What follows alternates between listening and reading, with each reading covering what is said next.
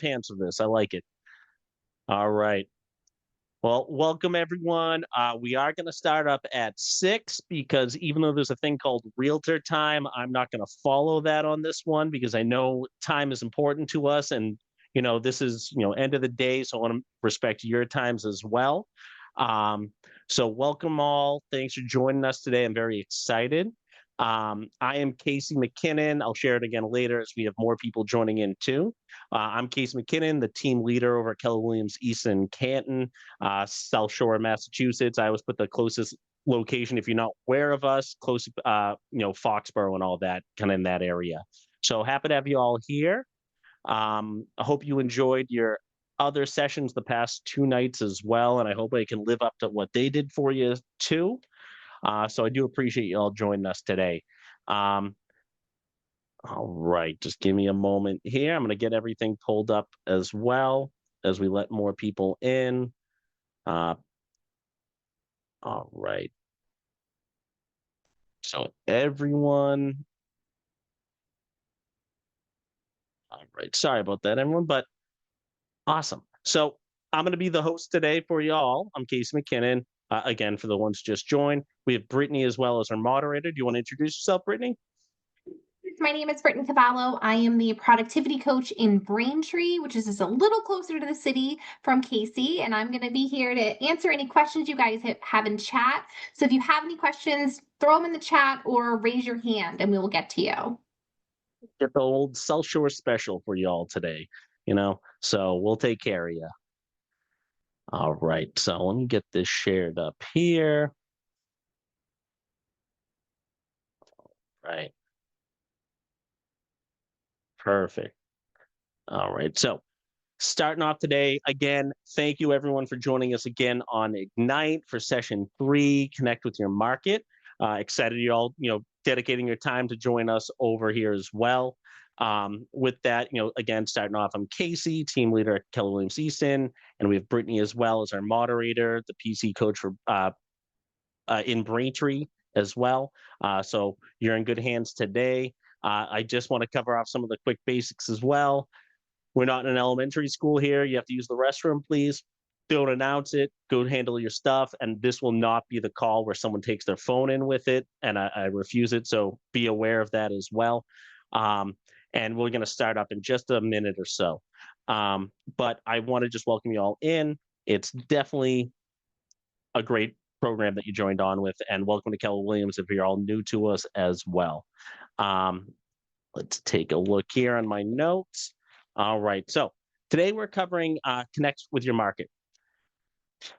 We'll go over different factors to research and consider to be prepared before meeting with clients. This is the path to becoming a real estate expert of choice. Before you begin, let's hear about the progress from your success system from yesterday. Who wants to go?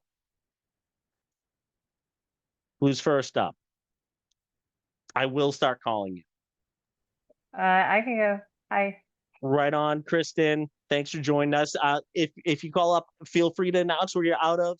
Referrals are one of the best parts of the real estate business, so we want to get names on our databases, of course, including other agents and other locations. So don't sleep on that. Okay. Yeah, my name is Kristen Peary. My market center is South Burlington, Vermont, and I am actually doing an expansion team with my brother who works out of Saratoga Springs, New York. Awesome. So Right on. we're trying to figure that all out right now. So that's been interesting. But so onto your question, I mentioned to him this morning that I was doing the Ignite, and I told him the sort of to-do list that I had for this morning, the 10 conversations, 10 contacts added to command. And while I didn't reach the 10, he helped me have, I think I had at least 4 conversations we called expired together. Mm-hmm. And then I added 0 contacts to my command, but I did do a command training. So I feel good about that. All right, understood. Yeah. I will say as well, if anyone's has the opportunity to go to the South Burlington Market Center, it is the most beautiful one I've ever been to. I could definitely drive down that road into it every single day. It's unreal. Anyone else have any ahas from, results from the last session? Wasn't at the last session, so I can't share.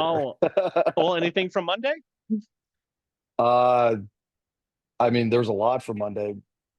Connect with your network, lean into education, um, invest in people was a big one. Invest in like what they're doing and don't make it about you. Make it about Mhm. the customer. Of course, it's their biggest purchase they'll ever make. Ian, where are you out of? So I live in Kingston, Mass, and I'm out of the Norwell office. Awesome. You're over there with Billy D. You're in great Billy hands. D. Yep, He's the man. he is. Awesome. Great. Well, congratulations, guys. Just, staying with it. Happy to hear the success. You're all in great hands as well. Did anyone face any challenges since yesterday or the day before?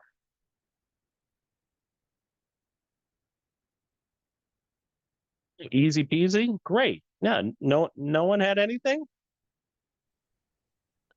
I know Rena Sure, has one. something. Oh, Andrew. I so I'm doing real estate part time and still have a full time job, 9 to 5. So driving home from my day job and noticed the neighbors across the street put up a for sale sign with a different agent or different organization. So my challenge was just being faced with that missed opportunity. That was low hanging fruit that I could have cultivated, but it is what it is. So Hey, you can still be on that deal. Find a buyer. fair enough. Give them an opportunity. Hey, cross the street from me. This house is for sale. There's no shame on that. Andrew, where are you out of? Bedford Metro. Awesome. Well, welcome aboard. Great.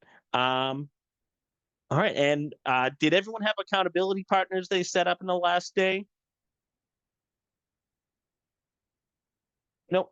Some of these are more of an in-class type of thing, so I was just double checking on that part. But perfect. So we're gonna continue on here. So we're gonna go over kind of what we're gonna cover today. Know your market, utilize resources, daily success habits, build your expertise, and really just cover it all. So by the end of today, I want you. Sorry, my coffee's worn off a couple hours ago. Bear with me. So by the end of today, you'll be equipped to explain how various factors of your current market inform your business, focus, and strategy. Analyze current market real estate trends to build your expertise because you are going to be the expert in your market, and utilize KW technology and social media to connect with clients and grow your business. So I'm really looking forward to working with you all, getting through these first steps as you start the real estate journey ahead of you.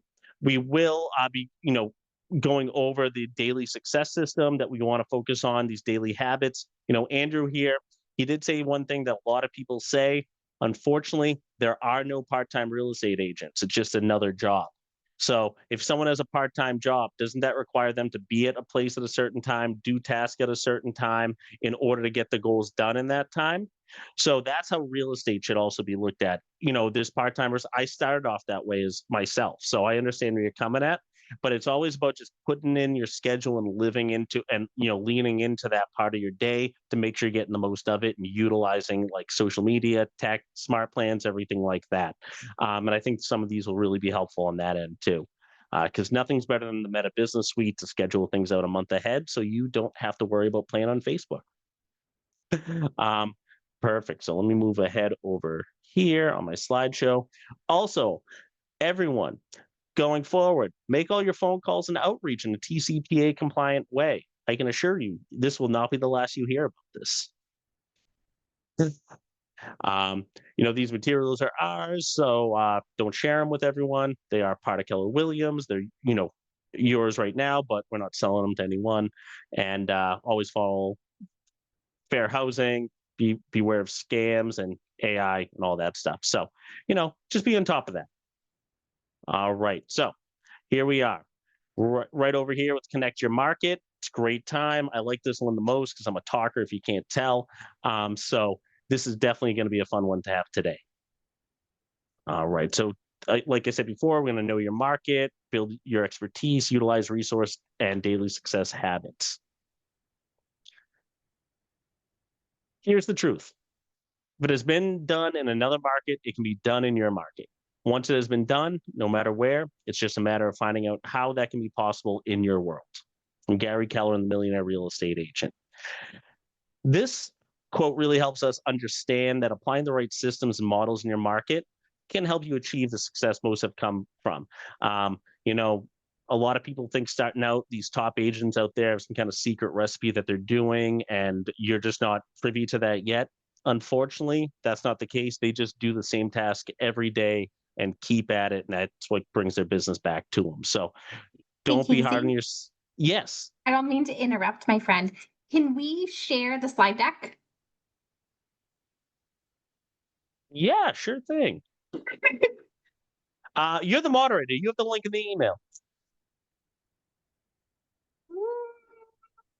The Please, one Monica replied to. that's my fault. Ah.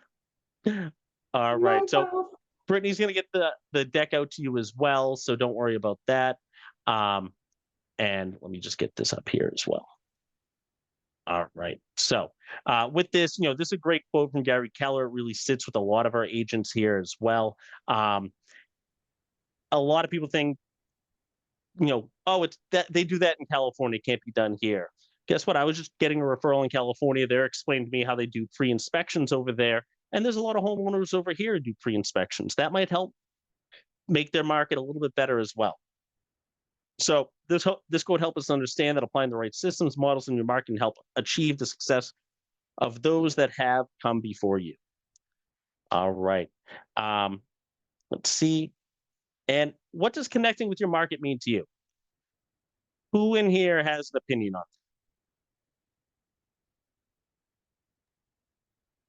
I think, you know, oh, what just happened? it? I You don't guys know. hear me? Yep. So I think, you have your markets and you have your sub markets. So understanding like the general information in your market, Mhm. but then drilling down more into like your sub markets, understanding the type of people, that live in your markets, understanding, the fluctuations in the market in terms of like prices of homes, things like that. Gotcha. What Well, what's you're coming into your market in terms of like business, if there's any like large projects going on, things like that. of course 100% large projects, new developments, uh, Amazon Business, shipment center come in, anything like that can be huge. And Brittany, I do apologize. I didn't realize I was not sharing my slide. So I can go ahead and do that if you want me to take over that. I thought you were sharing it in the chat. So that is on me, everyone. So I was reading out of the blue in nowhere. So I apologize. Um, all right, let me get these back up here. Clearly, we're not the tech people. So bear with us here.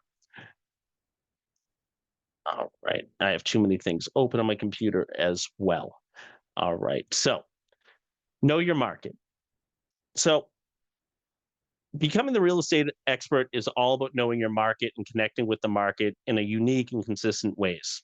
Generally speaking, you can know market factors on a micro level and a macro level. At the macro level, you know what's going on in the city or metro area around you that you live in. On a micro level, home, live in specific facts about neighborhoods, certain parts of town that you'll be focusing your effort on. Downtown's bustling. There's a lot of, families, event days, things like that. So there's a lot of great things going on there. With this as well, you want to know about different events. Oh, this is the Pan Mass Challenge riding through it. All these different things going on. We do a great 4th of July fireworks. They're building this new development in our area down here, a little south of myself, in like Norton. Actually, the town I live in, Mansfield, as well. They put this giant bike path through a whole bunch of like surrounding towns that is all interconnected, and it's getting really big and growing a lot. So that's a perfect thing that someone can slap right on top of one of their listings as a real bonus to the neighborhood as well. Plus, you can find a certain, different kind of buyers who might be looking for something like that too. So never sleep on what's going on in the towns around you.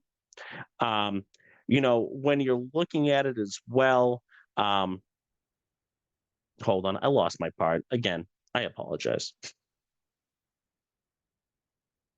Oh, yes, of course. So, you want to know all the important information about the town: inventory, days on market, average price, average mortgage rate, unemployment rate, growth rate. All of this information is going to be, in your arsenal that's going to make you a much better agent out there as well. Let me just see here. And Ian, you had a great answer on the last one, so I'm going to go back to you. In your market, what do you know about it? What's the standout? I mean, so Plymouth is right next to Kingston, and that's kind of like the bustling hub. Yeah. Um, they got a great downtown, lots of good eating there, restaurants. They got a lot of activities for, obviously it's busy in the summer with tourists. Tell me about Um, that 2 weeks ago on a Saturday when I was trying to find a spot in front of the lobster hut. I was yeah, ready to. it's I like had an enough absolute of. zoo down there. Yep. But that's all of that obviously is good if you're trying to sell a house there. Oh, of course. It's constantly growing. They're putting more big developments in there. Yeah, a lot of Hey, developments going on, a lot of condos. exactly. You're a boater, quick down the Cape. You don't have to go too far. There's a lot Yep. of pluses out there. Some historical benefits I've heard about there as well. Um, and does anyone else have any insight about their markets as well they want to share? I just want to add, I actually live in Plymouth. Ian and I are from the same, I'm from KW Norwell as well. Hey, And Kim. I got to tell you something. Hi, how are you? Good. I got to tell you something interesting. So, I wasn't an agent on this sale, but a house, it's kind of a friend of a friend just sold her house. They put it on the market for $575. It was a great price. They ended up getting $75,000 over, which I haven't heard of that in a while. So I was like, wow, that's really good. I hope they have an appraisal gap. Yeah. Yeah. Well, I'll tell you, they priced it right. They priced it, I think, low to get, people to bid on it. But Mm-hmm. wow, when I heard it was 75 over, that was just unbelievable. So pretty Well, impressive. yeah. Yeah. Oh, good. Right on. Hey, I'm always happy to see that because that just means all of our paychecks get bigger. Yeah. Well, thank you very much for your participation. I do appreciate you all. So let me continue on here. All right. To be the real estate expert, you must understand your market of the moment. So it's kind of closely related to the Pivot Shift Ahead book that's also written by Gary Keller and Jay Papasan. And this is a great one for changing markets. You see, markets change constantly and sometimes rapidly, and it requires you to pay attention, read the signs, and truly understand your market. This is the only way for you to be the expert and the fiduciary that your client needs. This is the only way you can deliver expertise and perspective on the market that you and your clients are in. So without you knowing about it, you're just going to look like, 16-year-old day one driver, following everything with the GPS. Soon you are going to be the GPS with all the best cut throughs that Google or Waze doesn't tell you about. So, this is definitely an important thing to be up to date on and well aware.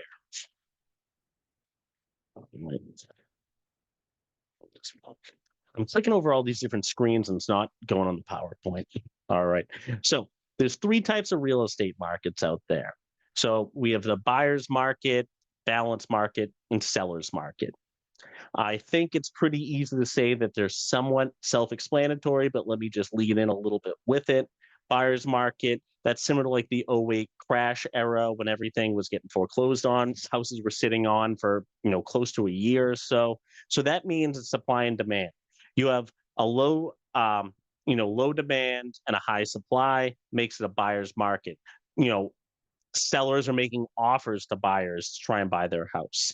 And then a balanced market, you have about 5 to 7 months of inventory that's nice and healthy. You can foresee things, you can price it right. It's probably the most safe market to be in because not everyone's too jumpy, but everyone feels pretty confident in it.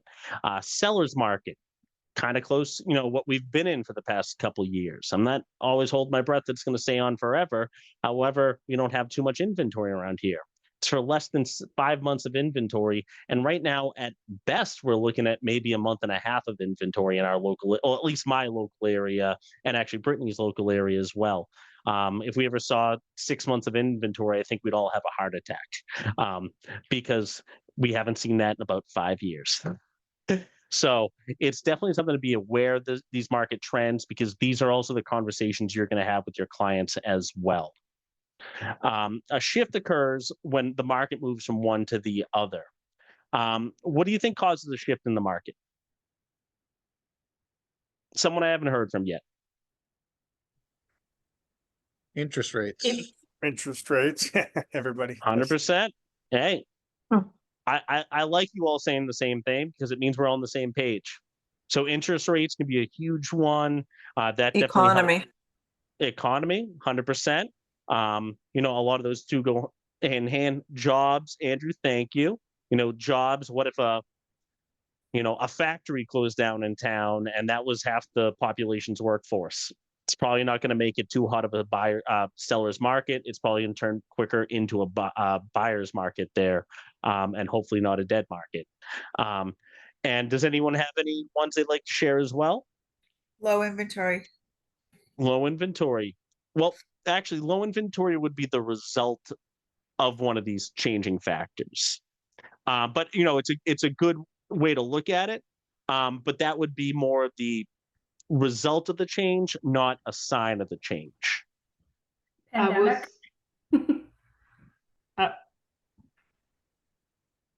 Elizabeth?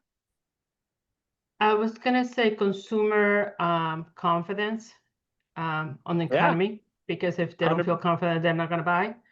And 100%. employment rate. Yeah. Employment rate, confidence in the economy. You always see a little bit of a hold up around times of elections and everything, because people are just waiting to see what comes on the other side. Sonali? Overbuilding and construction. Yeah. 100%. If all of a sudden you just got a whole influx of new buildings put in there, that inventory is going to go up. And you might have been trying to sell these homes that were built in early 2000s or so, but those buyers who wanted those, they see something shiny and new, they might want to go into that new construction. Awesome. Well, thank you very much for your participation there as well. Let me just make sure I'm on the right spot too. All right. So inventory is the is the number of properties for sale within a market. What's the inventory in your market? What's the average number of days a home stays on the market? What is the typical price of a home in your market sells for? Based on the inventory, what type of real estate market are you in? These are all great questions to be well aware of to become the expert in your market. Every day, pull up hot sheets on MLS, pull up the stats. So that way, if you're at the gym or something, someone starts asking about questions, they'll say, how's real estate going? Outside of the best answer, what made you ask that? Let's focus on, what makes you ask that? I was looking to sell my home. Oh, great. Well, you're in Easton. The average home price there is $850,000. I'm just throwing out a number real quick. But these are the things that if you're ready to go with these ones, and they're pretty easy to find on MLS, you can go into different market statistics to get an idea of it. So you're at least close on year to date or so, especially this time of the year. It never hurts to have that available. Let me just see here.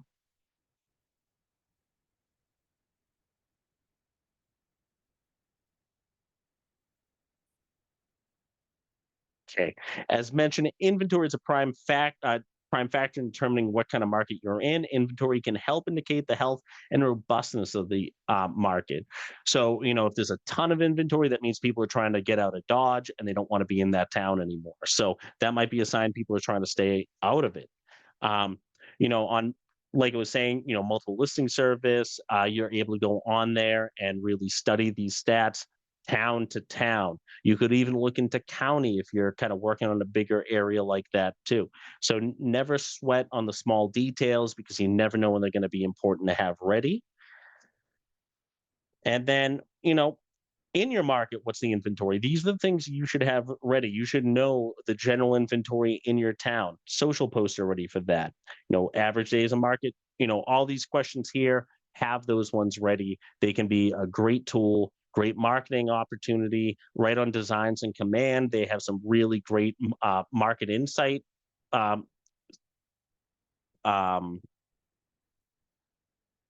designs on there. It's the best word. I can't think of the other one. So great market inventory ones that you can just plug in the numbers in the town, and it's a great social share. So don't sleep on that. All right. And I trust, it sounds like some of you have been in the industry before, some just joining in. Are we all, utilizing MLS every day? I'll take that as an answer inside the chat because I hope it's a yes. But let's be honest with ourselves. It's an open discussion here, and we all want to help as well. But, let's just make sure we're all being honest and looking over everything. Right. Let's just get to my next one. Interest rates and lender regulations. Few of you dropped that one right off the bat, so great job. Make contacts with lenders in your area so you can stay up to date in your market and answer any questions your clients may have about the process. They are your key to start everything off. That's your initial team, especially with the whole buyer agency agreements more in use now. Don't even waste your time and go to a house with a client until you're already know that they're pre-approved and can afford the house, sign the paperwork with you, because your gas isn't worth someone who's not going to give you anything back. So check in with the lenders. When you get the buyer agency agreement signed, make sure they have a copy of it as well, because they're going to be able to calculate all that into the down payment and really square it away right with the client, so they're most prepared to go buy a house. If you're not staying in touch with these lenders to get up to date on the market, to know when the right time to strike, they might even tell you, oh, this client, I know they're looking in this area, Norfolk County has some great deals going on with my loan programs. They can actually get a better deal if they're going to these towns. So work with them. They're part of your team with you. They're there to help you pull that wagon to the finish line. So don't sleep on them. They're, sometimes we get annoyed every day, see them, how are the rates today? Same as yesterday, stop asking. But eventually, there's changes, and they're the ones there to help you make your way through it. Interest rates and lender regulations play important roles in the status of your market. As interest rates rise, buying power starts to dip because affordability decreases. These rising interest rates will take some buyers out of the market. Another important number to know for your market is your average down payment percentage for a home for buyers. So that way you can help your buyers be most prepared going into it. All right. And how's everyone feeling like through starting out this process, starting to work with lenders? Where do you see where this market's heading? I mean, the interest rates are coming down a little bit, it seems like. Mm-hmm. And it's going from more of a seller's market to a buyer's market. Yep. Inventory is not necessarily, let me go back on this one here. Inventory is not necessarily dropping to a 7-month level. If anything, we could maybe be going towards a balanced market, which isn't the worst thing out there. I said but interest rates. Oh, for a buyer's market. Oh, understood. Yeah. Sorry, Yeah. my head was in this one. Yeah, they're That's getting okay. a little bit more. They're getting a little bit more competitive out there to bring people back in. However, people are freaking out, acting like our interest rates are crazy high. We're still on the 40-year average. We're right in the middle there. So, if we go back to 2%, they're going to be eating each other in the streets or something like that. So I'm not holding my breath for that to happen again. Let me go back to where I was at. So inventory and interest rates and lenders. So see, so always keep your mortgage lenders as partners in mind. You never know when they're going to be handy. They also work a lot more deals than most agents do each month. So they see a lot of the ins and outs going through. So they're a huge resource for a lot of part of the deals. Of course, you are the legal agent, you have a broker that you work with, so work with them. But a lot of times they are able to, work with you through a lot of these processes as well, and give you expectations of, hey, we might have a little tougher time guaranteeing this loan. Let's work and see if we can get a little more time. You don't want to throw that onto someone the day before the commitment date. You want to make sure that if that's going to be a holdup, is brought up a little bit earlier on so you can buy time down the line. All right. So economic factors play an important role in agents' understanding of the market as well. What's the unemployment rate, as we were talking about? How many workers are entering or exiting the workforce in your market? Is a very senior area. Nothing against seniors, but people at 65 hit retirement age, so they're no longer, in the workforce necessarily. And you always have to have people in there to replace them. Where sometimes you hear about that, like out west in some old towns where like everyone kind of went out. You only have like 5 people left in there because they were the older breed who stayed in. Good for them holding on to their property. What's the growth rate? You want to make sure there's the schools are always getting filled up. You want to make sure that they're buzzing economy. It's always good to know or know if it's not a buzzing economy, so that way you can explain to your client why it might be a good time to sell, since you're starting to see properties sit a lot longer in this area, and it's not much is more bringing them in, not many other factors bringing people in the whole time. Has the government made any changes to the rules and regulations that might affect the housing market? This time last year, we were all acting like Chicken Little because of the compensation changes, and everyone thought the buyer agent wasn't going to get paid anymore. Lucky to us, at least in my market center, we're seeing our commissions on average get higher because people are holding up to the buyer agency agreement. So there's a lot of great things out there that even in a changing market, and that's what the Pivot Shift Ahead book is all about, is about taking advantage of it as well. All right, let me see here. Rising unemployment rates could mean the market is changing, but one factor alone doesn't indicate a radical change. Shifts can be good or bad, so always be on the lookout for how the numbers in your market are changing and what these changes mean on the micro and macro level. The new community coming in.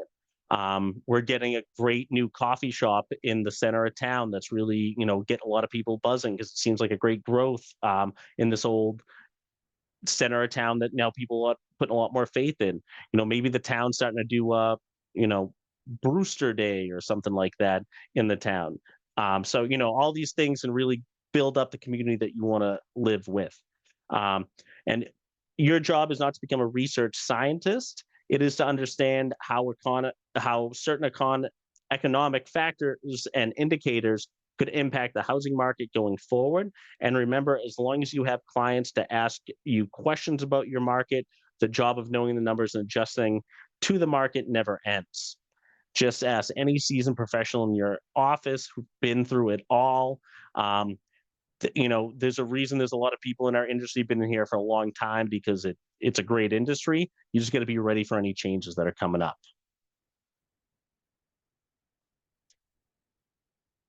All right.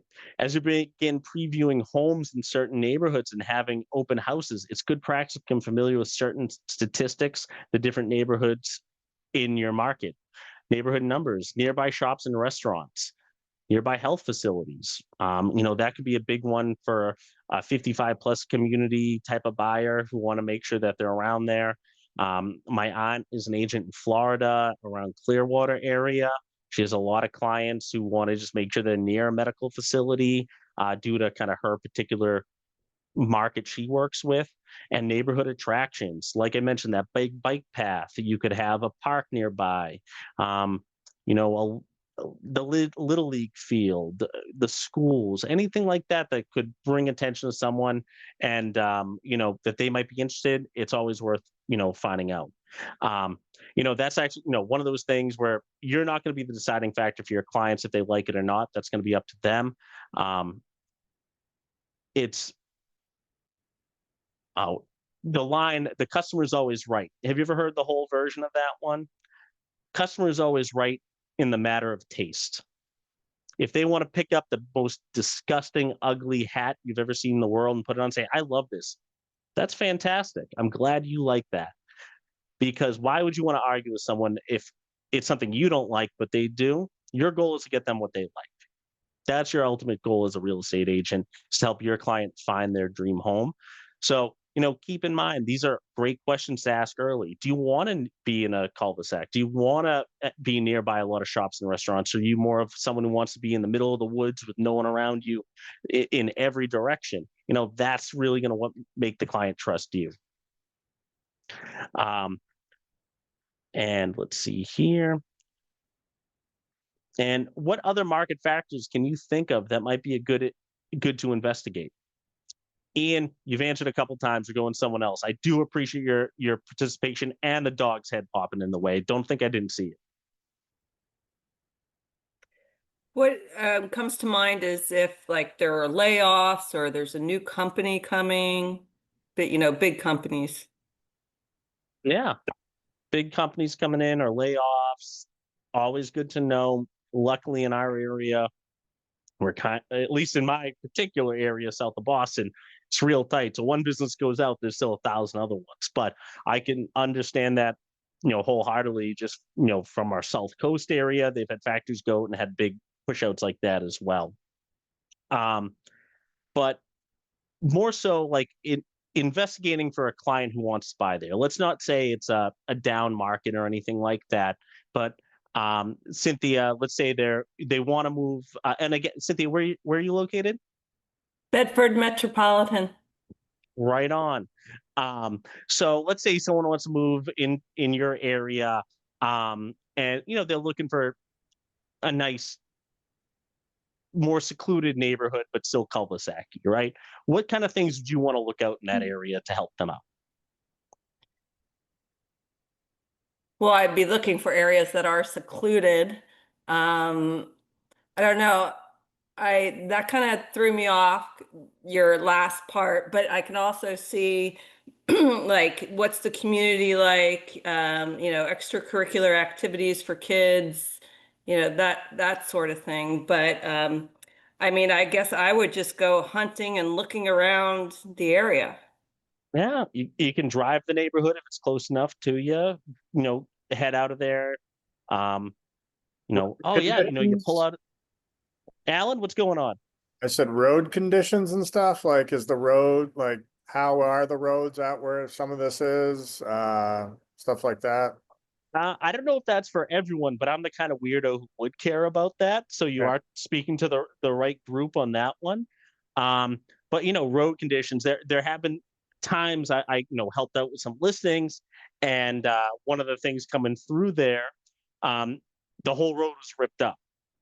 And I was doing the open house for him because I was training some new agents at it. It was a good opportunity, and I was like, "Oh, Bill, this road's all torn up. What's going on?" He's like, "Oh, they actually just put a whole new sewer line down in there, or they did some work and they're just finishing it up. So by the end of the month, they're going to repave everything over it." So you get that information. If you're at an open house, hey, see all these bumps in this road here? By the time we close, those are all going to be gone and get brand new asphalt as well. So, that could be a great one. Cynthia said the schools, huge, shopping plazas, outdoor recreation, access to highways, find out where they work, what their commute's going to be like. These are all things that, someone would, be very appreciative that you did this work where they might not be the expert in a neighborhood or a market, that that these are things that come out to them as well. But always keep these in mind, because these are going to be the highlights for people going in. And it's a good questionnaire to kind of go over at the very beginning with them to find out what they're really looking for. I can assure you this, someone's going to say, I'm looking for X, Y, and Z, and you can find them exactly X, Y, and Z, but they wanted K as well. So, having that returning conversation with them doesn't hurt either. Especially after you've seen a few, like, oh, this house had all the things you're looking for. What else is it that maybe I'm missing for you? It happens too often than you think. What about like cell reception? And if they're looking for something secluded, some of those areas aren't so good. I wouldn't even think of that, but that's a great one to keep in mind. Like, hey, there's terrible service here, but if you wanted it like secluded in the middle of nowhere, this is going to get it for you. So I can view that as like a little pro and con. You can, that might be a nice one too, to do just a little bit extra research, double check it has Wi-Fi, right? Things like that, find accessibility that they can, use that way. Or maybe, find them a Starlink connection or something like that. But that's a really neat one. Luckily, in my area, I do complain. I do complain. It's like I'm in one of the busiest metropolitan areas, like between Boston and Providence, and I'm driving down a road that's been around since the founding of the country. That they brought the troops. Bay Road. It brings the troops up from like New Bedford up to Boston for evacuation day, and I'll drive on there. It's like this has been around for almost 300 years, and I still can't get service here. So I totally understand where you're coming at, but it's definitely a good one because they might want it and they might say no, I don't want anyone to find me when I'm here. So I like that. All right, so moving forward here, let's get a couple of ahas. I'm looking for 3. Know Be your specific. market. I got Adam first, and then whoever was up next, we got you on cue. Know your market.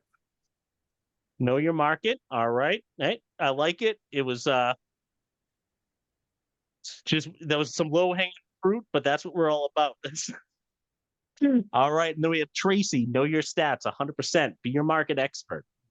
Be aware of what's on the market. See what just came on. Someone will bring it up, and you can share it over to them. Bruce, I got you. I would say be attentive to your client's needs. Listen to what they want, and Of course. put in the extra time to find what they're looking for. Yep. And Ask the also right think of things questions. they might not ask the right questions. Also think of things they might not know of, be aware or have considered. As you get more experience under your belts here, you're going to realize there's going to be things that pop up that clients don't necessarily always think of. And that's where your expertise can really shine as well. They might not have considered, they might have rode out of town, and then all of a sudden you find them a great property, be like, wait, that exists there? You're like, yeah, this is amazing. We have average days on markets, know your stats, know the inventory, days on market, know your buyer's needs, all great answers. All right, perfect. I think that's yeah. So defining market, like I live in Northwest Manchester, and there's Bedford, Hooksett, Hollis, Amherst. So what is a market? Are those each different markets, and I should get to know all of them and just prioritize which ones I know first?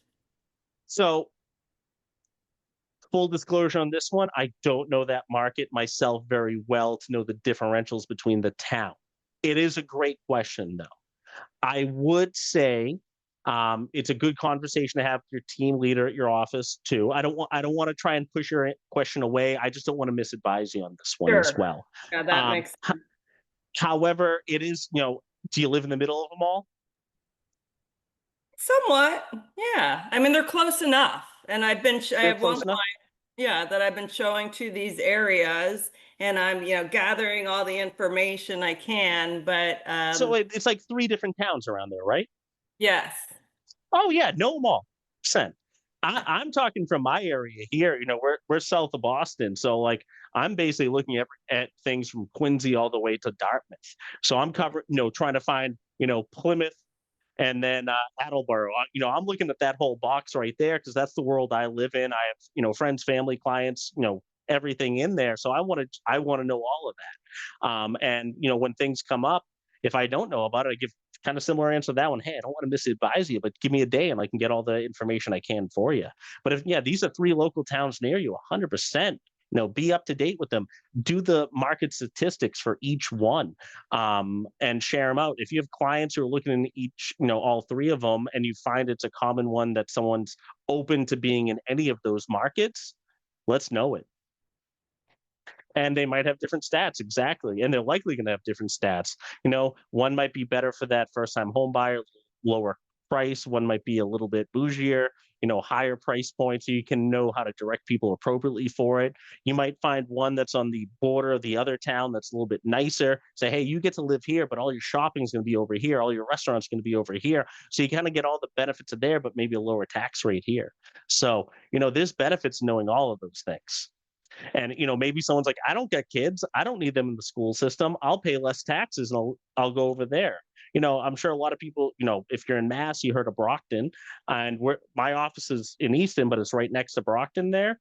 And Brockton, there's a huge amount of sales on the west side of it because it all runs along with Easton. Get a lot of people downsizing. They're like, I don't care if my address is Brockton. I don't want to pay the taxes in Easton anymore, but I still want all the accessibility over there. Perfect. Well, thank you all for your participation there as well. I love it because if it's just me talking, it's just going to sound like the words in my head that talk to me in my sleep anyways. So I do appreciate that. All right, let me just get to the next one. So we're going to move on with the agenda. We're going to build your expertise.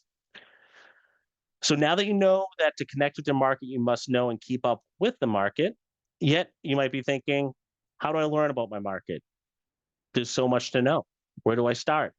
Which one, Cynthia, which town do I focus on? Let's remember the 6 personal perspectives on this one. I know we went over the 6 personal perspectives the last day or two. Which one of those do you think is most applicable to this conversation here?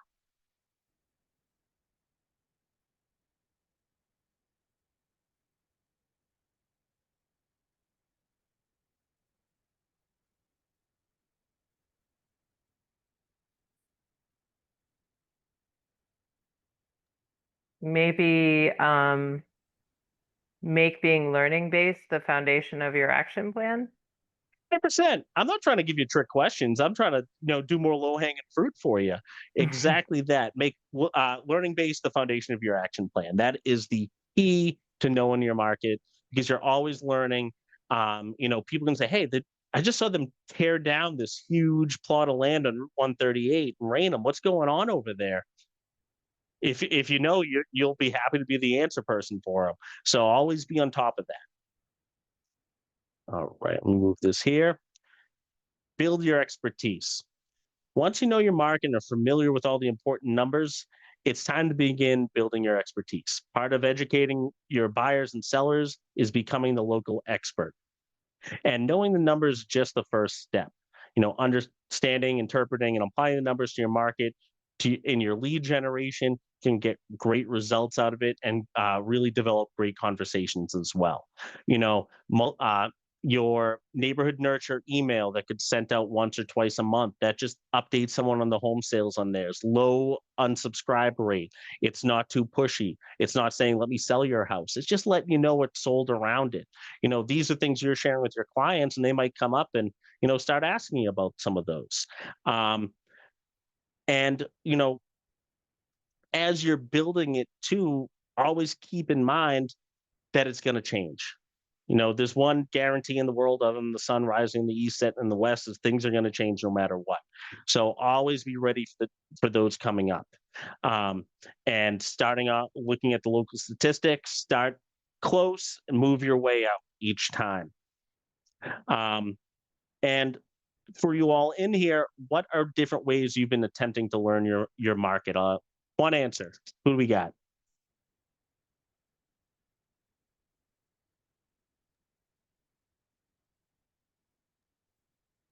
I subscribe to a lot of like what the town's doing. So a lot of the Right, yeah. committees, things like that. A good one is like property manager networks. Because obviously they run a lot of buildings and things, so they know kind of what's going on with the rates and things like that. Oh, 100%. And Gina had a good one in the chat as well. Follow local businesses. That's an excellent one. We're going to get it a little bit later on when it gets into social media and about posting. But one of the big things to post on shouldn't always be real estate. It should be local highlights, new restaurant in town, new event.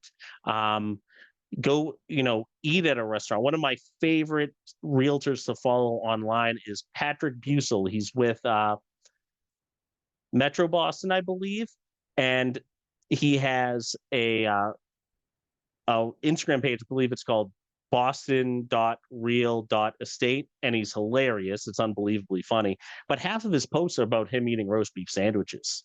And that's probably what brought me on there in the first place. And so, that's just what he's highlighting and then adding some real estate in there as well. And he's killing it. So, These are things that people care about. It's authentic, it's local. They're going to be around it as well.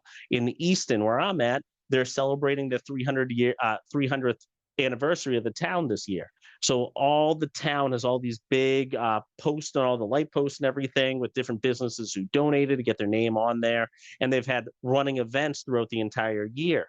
A 5K, a marathon, a music in the park night, a fireworks, a million different things have been going on. They've been big highlighting it. Getting in with a group like that and just following and sharing it as well is huge. So be in touch with them. I think what Gina said was an awesome way to do it as well. Think of it too, you start sharing some restaurants or local businesses stuff, all of a sudden you get a follow. And then maybe you go in there and give a tour of that business, and then they share your tour that you posted online. And now all of their followers are gonna maybe like your page as well. There's a million things you can get out there.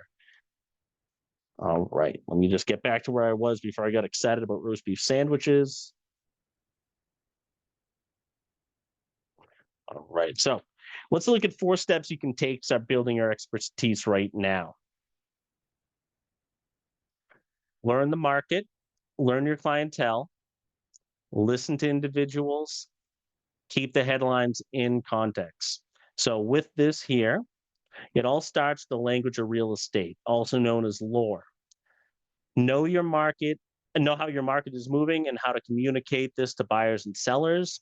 Ask yourself, is there signs of market picking up or slowing down? It's also important to track numbers and report to your market from your market center or multi-year trends to see if there's any drop in everyone's business. This can also be found in reports on MLS to see how things are going up and down, or RPR, Realtor Property Research resource. If you're not joined up on that yet, I highly recommend it. They've been doing a ton of updates that have been great on market statistics, and they have a lot of great free trainings as well. So you're really sleeping on being a realtor if you're not using RPR. How your local numbers can change compared to the national market and how things are flowing. Some people might say, oh, I'm hearing about all these foreclosures, or I heard out west there, it's now a buyer's market. There's way too much inventory out there. Well, guess what?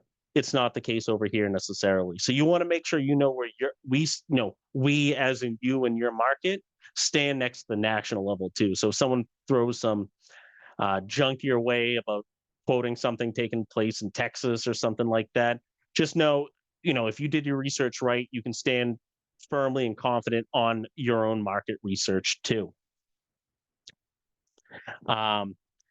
It's important to be focused on potential changes too that seem to be more than a seasonality or normal flow. If you're seeing a huge, slowdown in the market, be aware it could be in a shifting market. As you track the bigger market too, track your own business as well. When you use Command Track your leads, appointments, and transactions, you're able to notice trends as well. Your personal trends, maybe versus the whole market as well. Maybe you found yourself skyrocketing up while everyone else is getting a little bit stagnant. That means you're taking people's market share, and that's a good thing. You're able to notice all the trends. These will help you analyze your market and your business and notice any changes over time that will affect it. So be on track with all of those. All right, let me just check where I'm at with time here. All right, and then of course, knowledge is power overall. Just see this part. And being up to date with these changes can still result in you giving your best client services too. You find the market starting to dip down a little bit, and you're explaining this properly to your client and can help them see this taking place too. It might be good. You can find yourself, okay, let's get ourselves under the other prices that are in our, similar comps and get ours sold as those ones are going to sit because they still think it's a year ago. So, always do your research and live fully into it as well. All right. Any questions right now from everyone? We're hitting about the halfway mark. Glad to see we're all staying awake. We've kept about all the participation as well, so that's great to see you're on board and not sick of hearing me talk as well. So I love to see it. Any particular questions or anything you might have?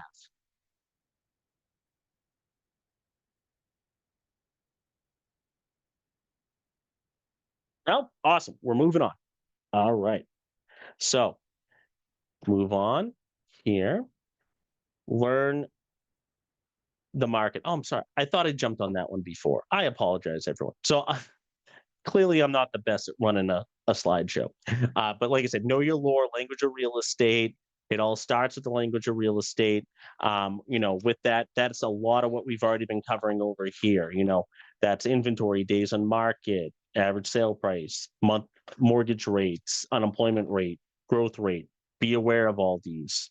Know your business, notice changes over time in your own personal business and how it affects on the local and national level. Hopefully you're ahead of everyone. Learn your clientele. Who are the buyers? Who are the sellers? Does the market benefit your clients? Does the market put your clients at risk? These are all important questions to be aware of when you're starting off.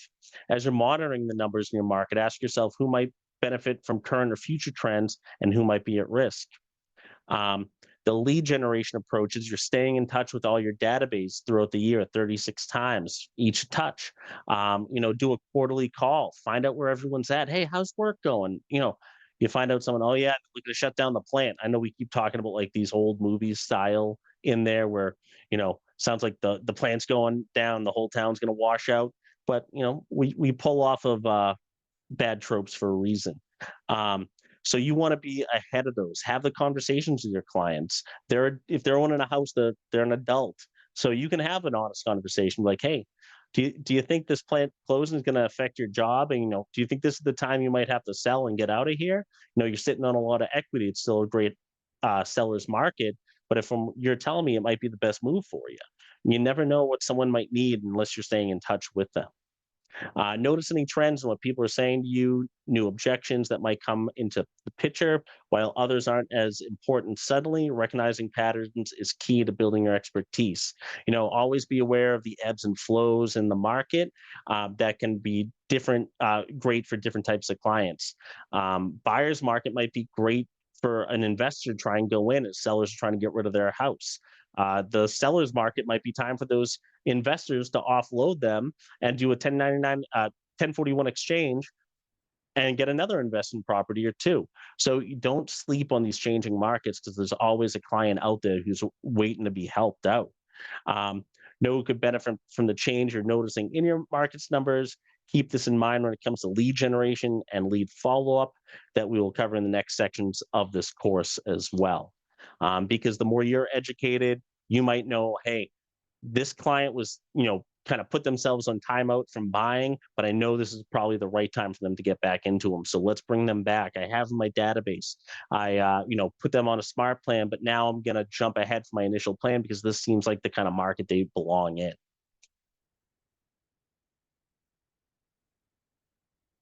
Listen to individuals. Take your grassroots approach. Be the mayor, shaking hands, kissing babies. Learn where your sphere gets information.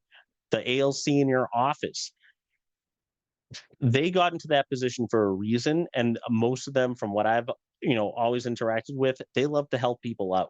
They want to be there, and they like to tell someone the right thing to do. Because one thing's for certain, realtors love to talk, and hearing themselves talk, if you can't tell from here. And they will gladly give you some time. And, it's a great way of getting, networking, growing with them. You're just starting out. You might not have all the connections or resources that they have.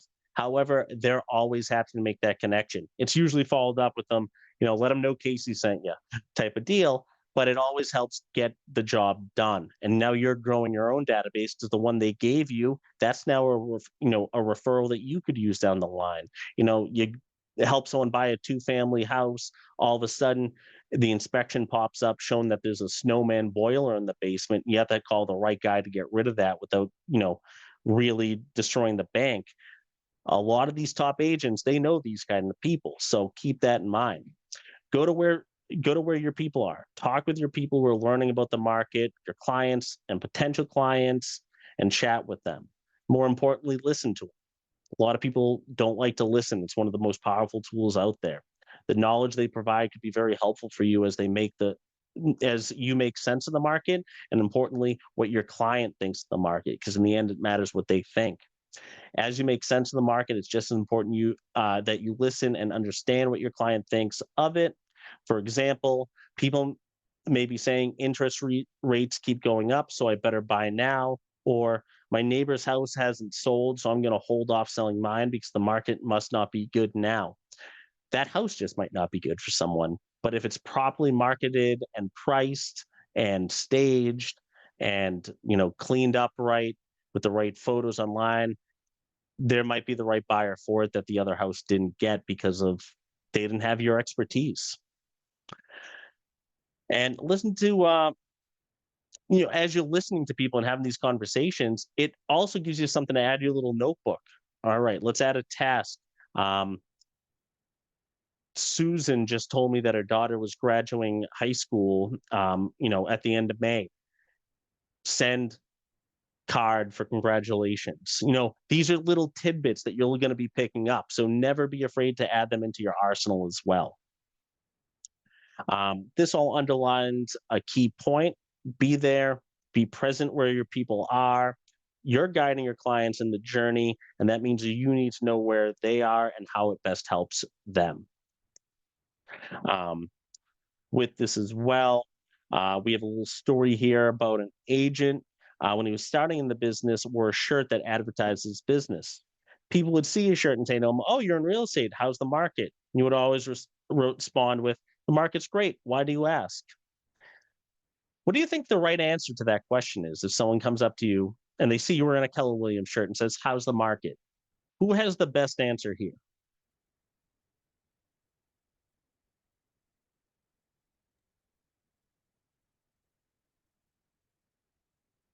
I've heard before, somebody just said, "Why do you ask?" But to your point, it's great because in any market is a great market because people have to buy and sell homes. I like your excitement, enthusiasm on that one because it is the correct answer, but Sarah did have the right one to pull the answer out because these are open-ended, questions you're asking back. You want to find out what their goal is, which your viewpoint where you're coming at is wonderful because that's how you're going to get that answer. Oh, how's the market going? Oh, what makes you ask that? Oh, well, I just inherited, my grandmother passed away and we're sitting on her house right now and we just don't know what to do with it yet. We've just been cleaning it out. You can get those questions and maybe it might not be as obvious as that. That would be beautiful if not beautiful, RIP their grandmother and all that. But, things like that can pop up. And, when people need to act in those situations, they need to act then and now. So you want to be a part of that. Perfect. Let me just move on here. We're at the halfway point, everyone. So appreciate y'all. Keep the headlines in context. Read past the headline, know your numbers. As you learn your market and your clientele, be aware that headlines can be persuasive. The purpose of a headline is to draw you into the story, and the story will typically delve in a little deeper and give you a jumping off point for seeing if there's similar shifts, numbers, and trends in your own market. Where do you suspect the buyers and sellers get their information? Social media, news, local paper, their friends? What do we got?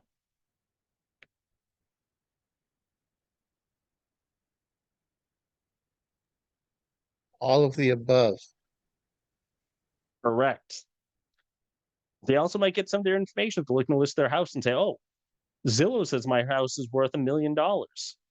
Best answer for that one is, well, the A in Zillow stands for accuracy, right? And, a lot of people base a lot off of Zillow when it's not that accurate. RPR is a little bit better for that one. But correct answer there, Bruce. All right. So once you figure out where your clients get their information, read what they read and see if they can help you expand their understanding. Some might say, "Oh, I just read this and it told me that, everyone's, foreclosing on mortgages now. It's getting crazy. Like, oh, well, I'm sorry, I haven't heard about that yet. Would you mind sharing with me so I can do a little research on it and just kind of, maybe help make sense of it for myself? They share it over, you read into it. And this came up a couple of years ago, in the pandemic, after the real low rates, people were coming up saying, oh, there's a lot, the foreclosures are, on the rise. It's really getting bad. There's a lot of defaults and mortgages. When you did a little research in that, you find out that it was a lot of office space and, businesses that were defaulting on it. It wasn't the single family residential homes. And that's what people kept thinking, that, oh no, I'm going to lose my house. Everyone else is. And when you figure it out, it's like, oh, it's all these people who everyone's now working at home, not in the office. They can't pay the rent and now they're foreclosing on it. So there's definitely ways that you can find out the truth while the headlines is trying to stir up some commotion and scare some people. And let's be honest, we all know that's the goal, because it gets attention, because being scared gets attention.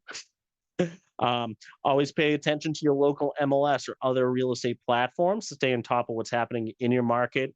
Your clients rely on you to be the market expert and put the market in context for them.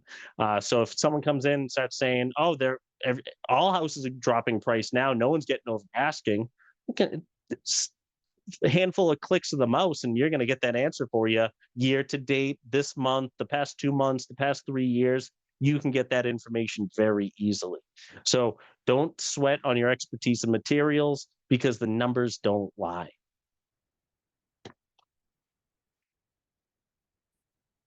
Right. So we're moving through here. So we just finished that section and looking for 2 ahas.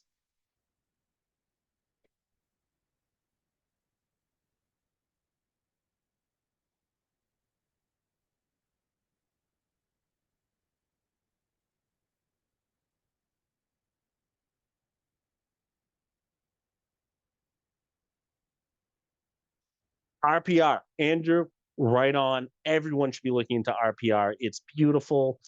They have nice reports. They're very detail focused. And if you're know your lore, 100% language of real estate. A lot of these indie brokers aren't getting the training out there.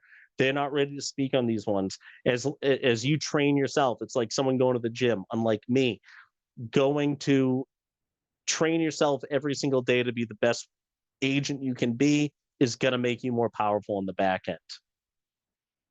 Yes, Andrew. RPR YouTube has trainings. Also, when they have live trainings, if you can't make it and you register for it, they send you the video as well. So, and it's been getting a lot of growth recently. So it's a really good resource, because they're constantly changing in the market right now. So glad to see you all, some of you interested in that already, and hope you all take that when you leave here as well. All right. Let's move on to a next one. Utilize resources. Okay. You know how to build your expertise and your knowledge of your market? Let's explore some tools for you. And while we've already talked to RPR, we get a couple other ones here for you. If you haven't already, take out your smartphone, download the KW app. The apps are KW Command and the KW Real Estate app. That way you can have your command on the go. It's not necessarily the mobile app. I'm a very straightforward person with everyone. The mobile app is not as good for designing a smart plan or any kind of high detailed work, but it's fantastic for access to all your contacts, your task ahead. So if you set your smart plans and tasks appropriately in the front end, you can utilize it on the go, no problem. Pull it up, your tasks are waiting right there. All your contacts are right there in your database, so you can engage them right away. And we have the KW Real Estate app, which is fantastic. When you download that, select yourself as the agent for it. Whenever that is selected as you're an agent, or say you had a friend or a family member download the app and select you after they registered, their information is going to get put right into your database, and you're going to get a notification, as long as that's turned on, stating that someone has selected you as your agent. You now have their contact info. If they're searching for homes, doing a save search or save some properties, you're going to be notified about these saved properties and what they're looking for. I usually like to call it the mom app because all moms are looking out for their kids. So it's a great one for, they share it out. Oh, my daughter's a real estate agent. She has this great app. Let me share it with you.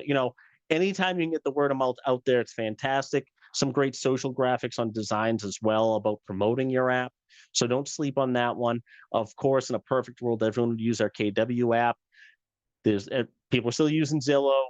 We can't change them.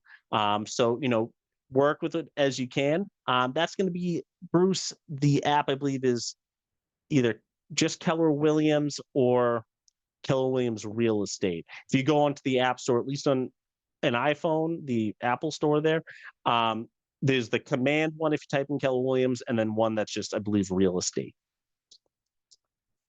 And so it gives you, access in the go, so that way you're not trying to connect to a hotspot in your laptop in your car as you're spilling coffee on it. So it keeps everything nice and clean and organized. All right. And how anyone here already utilizing these apps?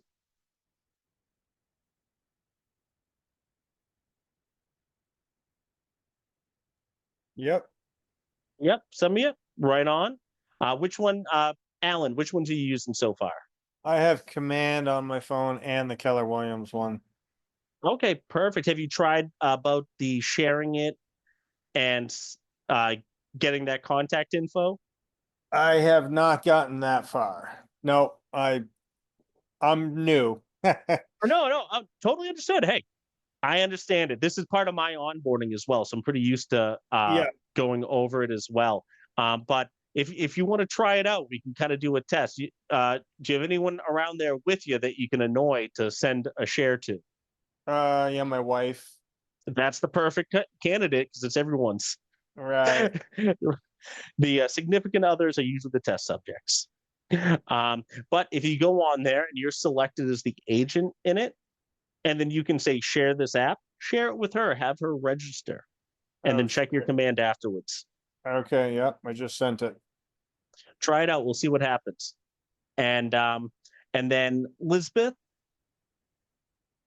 Could you put in the chat about I have never been able to share it because it gives me a message that I cannot do it. So is any support that I can contact? Of course. So you can access live chat support right on command on the top right. There's a little question, and you can go to live chat.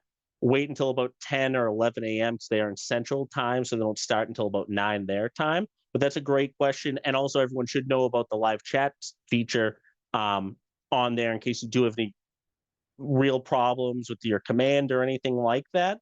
So that's a great place to reach out for that exact question. And they also have Quick, the AI on there that can help with some general questions as well.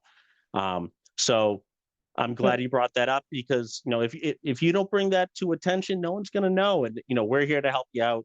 And I'm sure they'll be able to, square it away.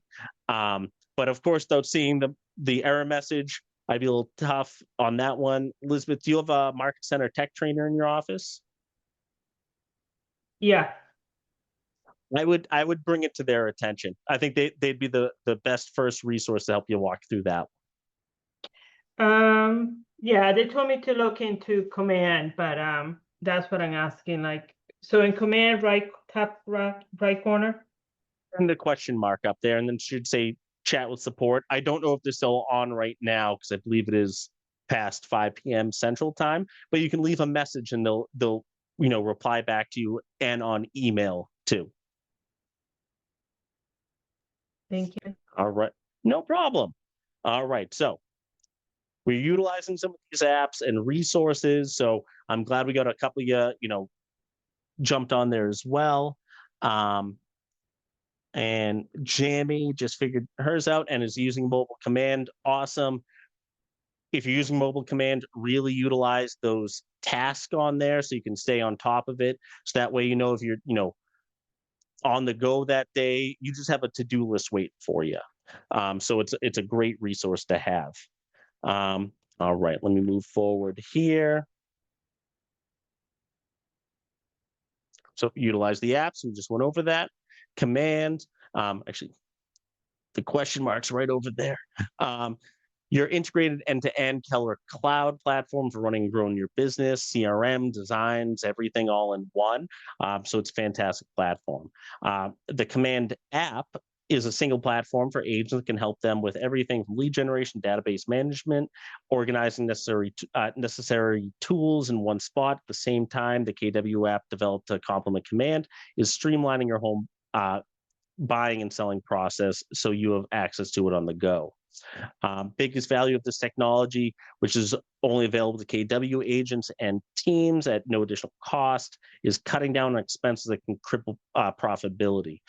Keep in mind, there's a lot of people who are paying for CRM systems that are, maybe a couple $100 a month, and they're, utilizing them not as much as we are.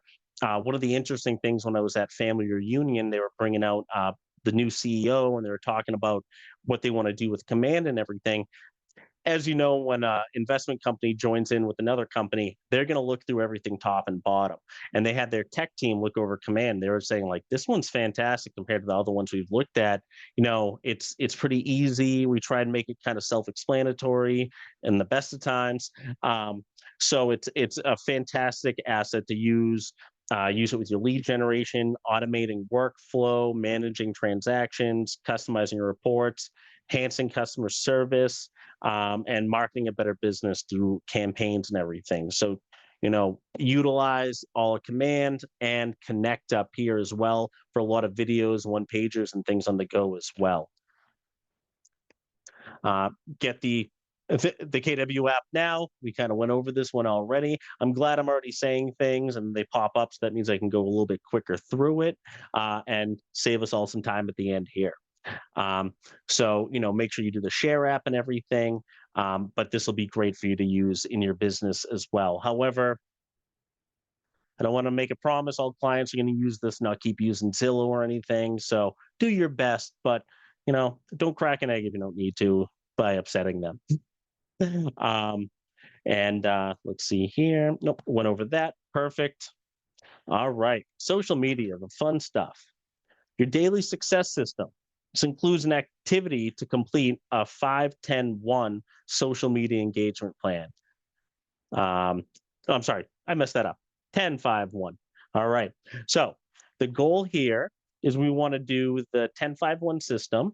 And what that is we're going to like 10 posts a day, write 5 comments a day, and send 1 direct message a day.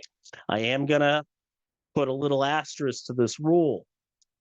5 comments are not a happy birthday. You don't get a gimme there, all right? That's just being nice. When you post on social media, you should follow an 80-20 principle with the posting plan. 80% of your posts should not be about real estate. They should be about your own interest that you have, any other interests outside of real estate. Are you a gym rat? Do you like to run? Are you a bike rider? Are you a movie person? Are you a foodie? Like I was saying, Patrick Busel, boston.real.estate on Instagram. Half the posts are all about roast beef sandwiches. And that's what brings me in for his content. It's not the houses. And so this is a great way to interact with your local community. I'm going down to McGuire's down the street from me here. Maybe I'm enjoying some of the honey hut tenders they have, take a picture of them, tag them in it. It's going to get a little more outreach. People start recognizing your name in the town more because a local business has been there forever. They are also seeing it. So, if someone hears your name, they're not going to say anything bad about you. Or they might say, oh, I've seen him. He's shared a bunch of my stuff. Seems like a good guy. And so, stay on top of those. And so only 1 out of every 5 original posts you create should be about real estate. So really mix them in there. Utilize, if you have a business page on Facebook, the Meta Business Suite, you can schedule everything ahead.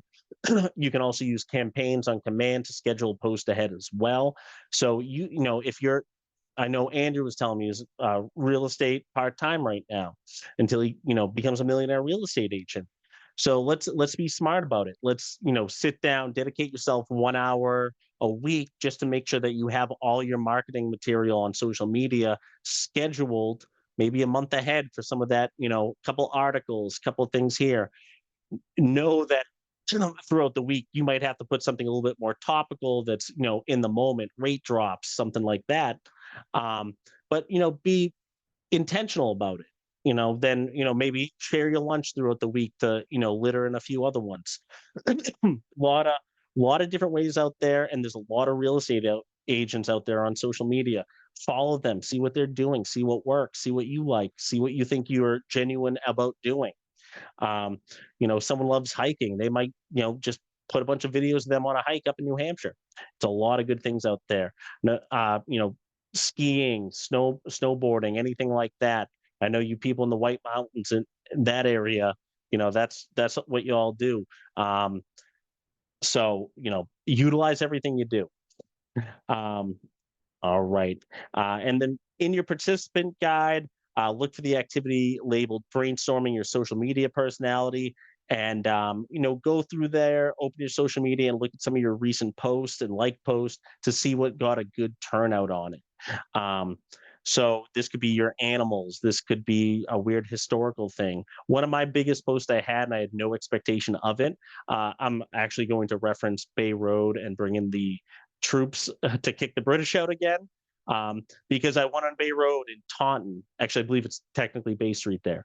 But either way, I went there. They had this big placard on a rock stating, what took place. And I just, took a picture of it, posted in some town pages and stuff. Be like, hey, it's a great history. The area we live in is just filled with history. This is amazing. And I got like the most, comments and everything and back and forth with people. It wasn't like some of the awful town pages we have around here where everyone wants to take people's heads off. People are like, oh yeah, that one's awesome. You should take a look at this farm down here. They also have a placard. It's really cool. Oh, if you go here, you can see where they stationed up overnight. There was people wanting to give back to it. So, those are great ones to have as well. All right. And if any of you can think back, what are some posts you previously made that had a lot of engagement and outreach?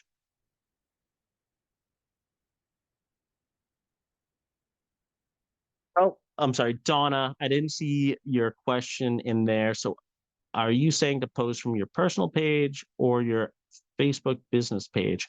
I would say, I'm focusing this primarily on your business page. So still mixing outside things in there as well, because think if it's your personal page, it's likely to be more family and friends, old coworkers, things like that.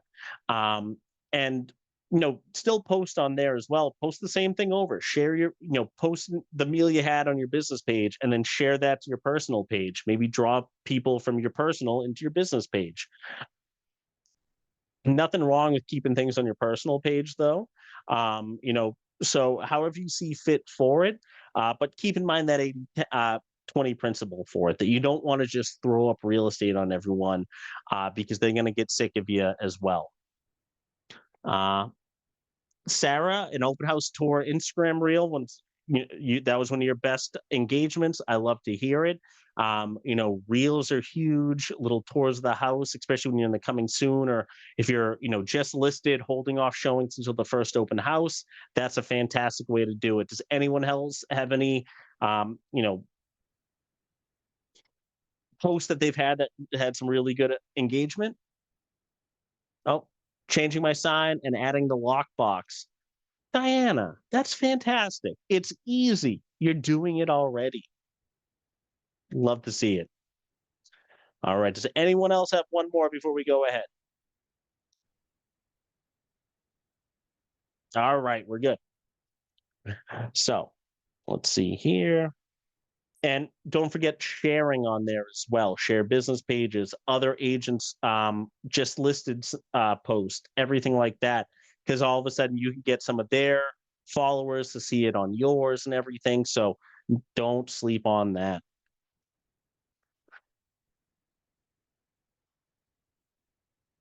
All right. Other enrichments.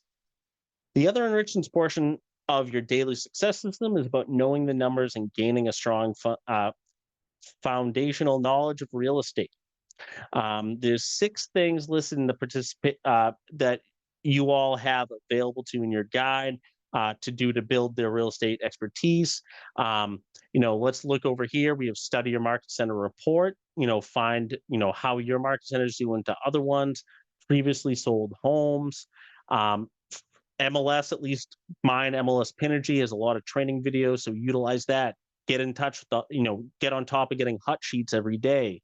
Visit and hold open houses. If you don't have any that weekend and you're bored and just kind of going on a coffee cruise type of deal, why not stop at 3 open houses? Maybe some of your fellow agents in your office and do a video out there for them. Post it online, tag them in it, and they're going to love it. This is how you can make friends too. Study the lore, language of real estate. Excuse me, read the MREA.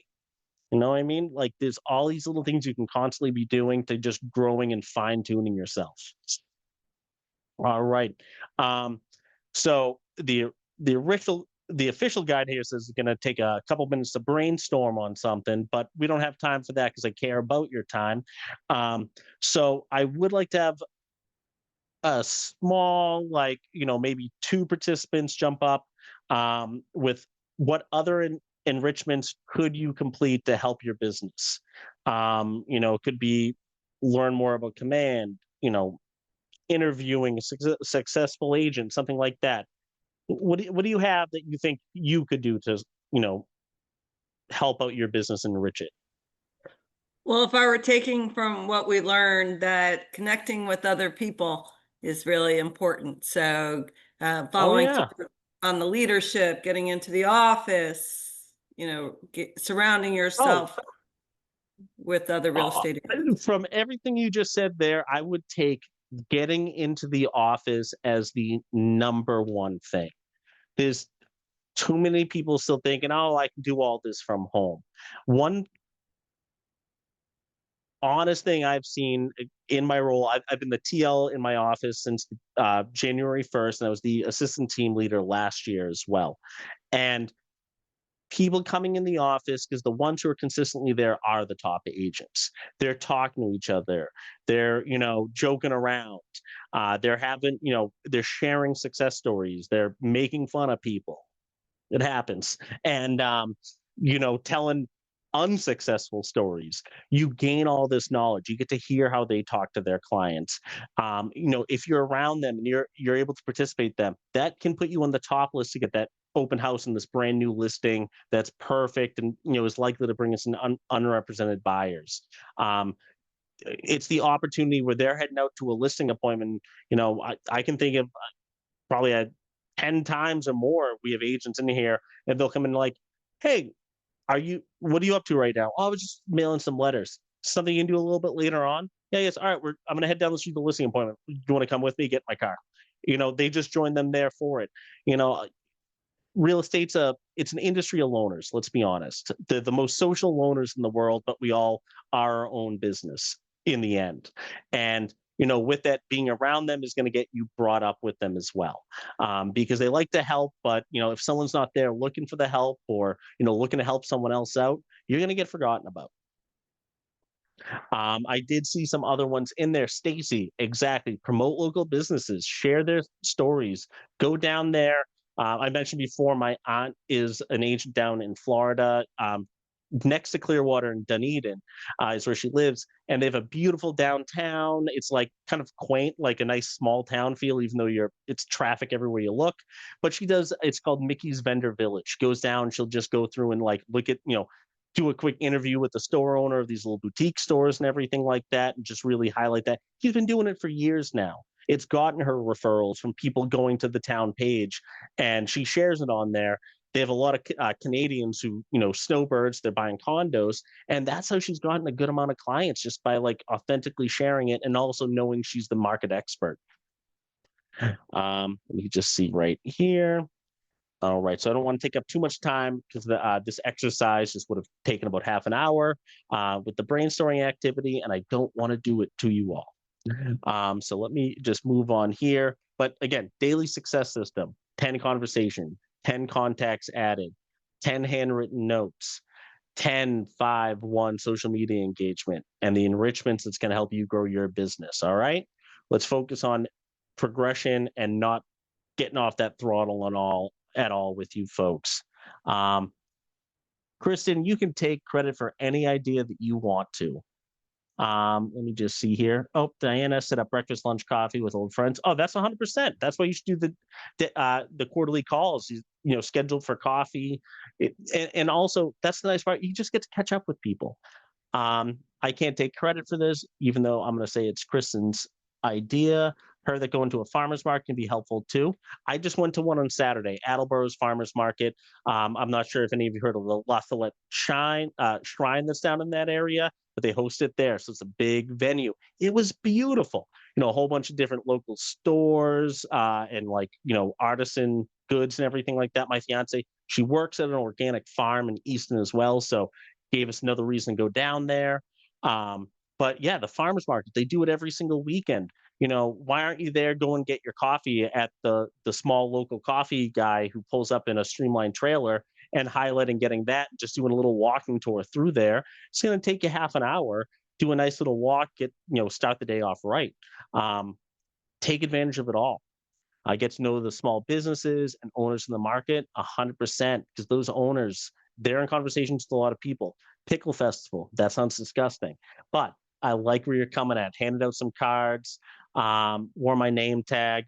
Honestly, Diana, if I was going to a pickle festival, I would get little baggies with my card in it. And in the baggies would have some latex glove for people, so it's not getting all the juice on their hands the whole time. And it might be a fun way to do it. But that's just me thinking outside the box there. All right, let me move forward on this one. Training gets better with feedback. Give us yours. So you can go to follow these steps here. KWU eval. It's going to be the event type in person. I don't think I've ever been on one of these evals before. Right on. Instructor name, case. I'll actually put mine in here just so you have it.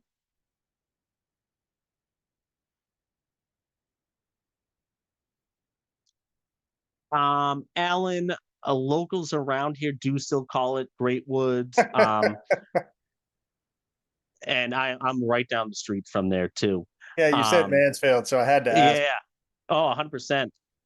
Yeah, so it's still called it's both. Xfinity is the more known one, but Great Woods, it still lives up.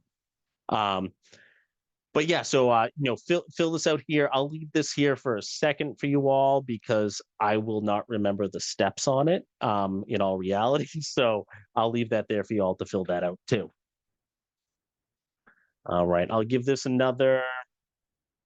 I will give it the rest of the minute here. So we have about 50 seconds left to get this all done.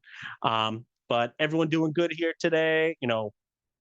Any outside questions that you want me to answer at the moment? Brittany, how you doing on your end? Oh, perfect. I'm going to throw the eval into the chat now so people have it there as well. I love it. Perfect. And no, good. Perfect. Are you able to copy the instructions right here for it to put it underneath? Unfortunately, I'm not. But what I'll do, I can get it from the slide, so I'll put it all in. Just give me a minute and a half. Yeah, no. That picture should do it too, if that helps anyone. Oh, you're awesome. All right. So Brittany's going to put the link in there as well. So we'll just kind of move forward on here as well. My name will be in there, so you have to type it in. And you can also add Brittany as well into instructor number 2. Feel free. KW Cares. I hope you've all been explained a little bit of KW Cares. It's a fantastic organization.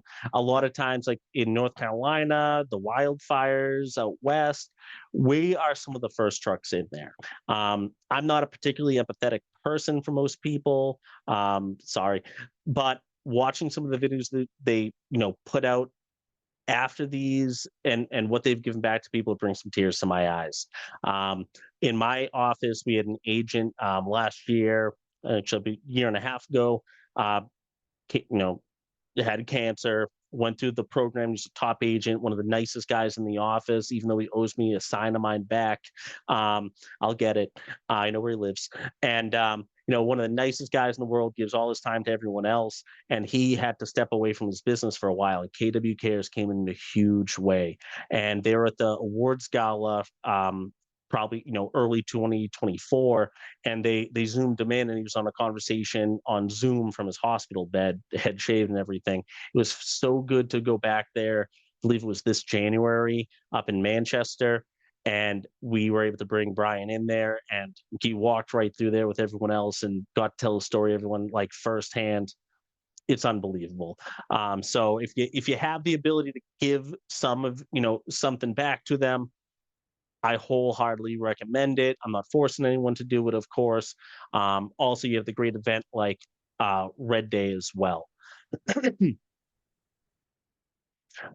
So we just give a lot back. So I just want to really highlight that too. Next Gen, for all you under 30s out there, you won't see me there for that exact qualifier, but it's a great little program that grew a lot of people in there. We have some top agents in our office who are outside of this window now, but that's where they started out, and they got a lot of their initial networking in. So if you're in that age group, sign on up, try and get some of their networking outings and things like that. All right, I think we kind of just had some ahas. If anyone has, I'll take one on this one, not to, hold us up here. Yeah, I don't see the button for the raise hand, but I don't see your name on it. It's not, you have to type it in. What is it? So it'll have to be typed in. It's Casey McKinnon. If you look in the chat, it should have all the instructions there. Okay. There is no option to type it. It just you have to pick from the name. The names. If you go to the very bottom, it has an option down there.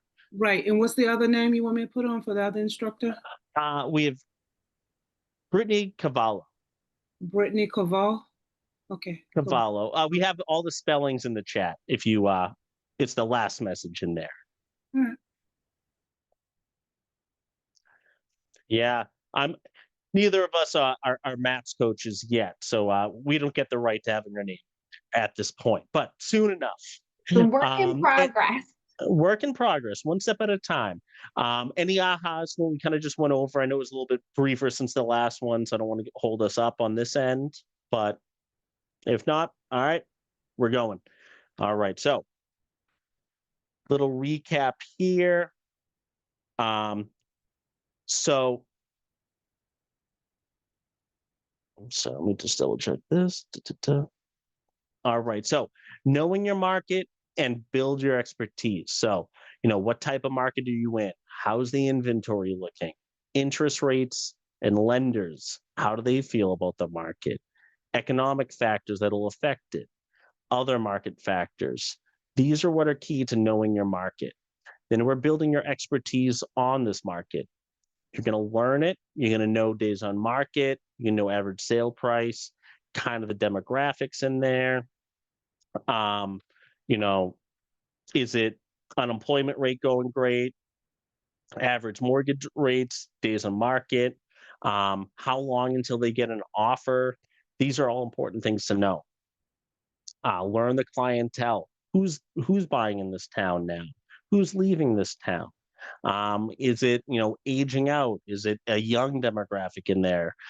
People down in Providence, it's been voted as one of the youngest cities in the country because it just has a lot of young professionals in it.